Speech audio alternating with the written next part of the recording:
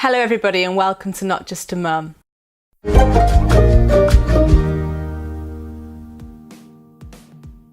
It's Easter. What do we do when it gets to that time of the year and the children are off school? It's really difficult for all of us. Some of us might both be working and only one of us can take time off, or you might just be struggling with how to keep your children occupied each day. So maximise this time.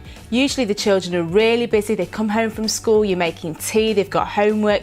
You don't get a chance to spend good quality time with your children, get to know each other a bit more, get those board games out that you got for Christmas that you haven't got a chance to play with yet, and have a day in together. That might suit you really, really well. So use that time to get to know each other and reconnect. Or you might be the type of family who likes to get out, so have a few planned days out up your sleeve. I really like going to the gym and my children like it as well because you get to run about, let off some steam.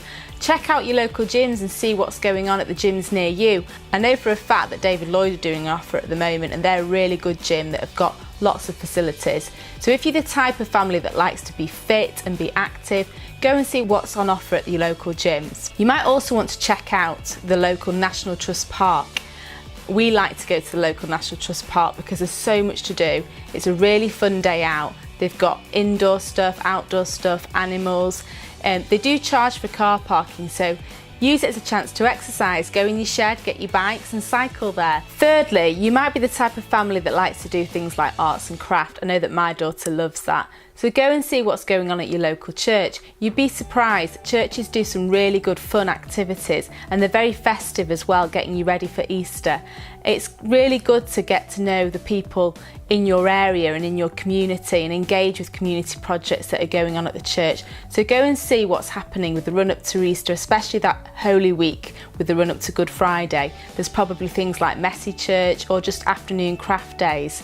So I'd encourage you to go and see what's going on at your local church.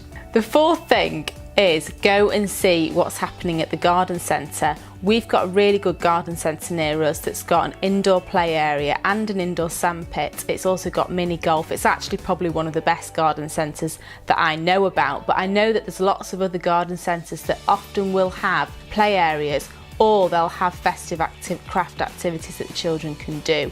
Or just go and have a look at the plants with your children and explore what plants are out there and what they're called.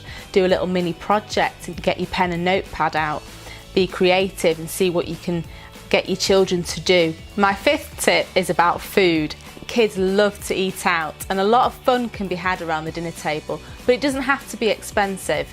See what offers are on. A lot of restaurants will do kids eat for free or half price offers. I know for a fact that the Kids Pass have loads of restaurants where you can eat half price or where kids can eat free.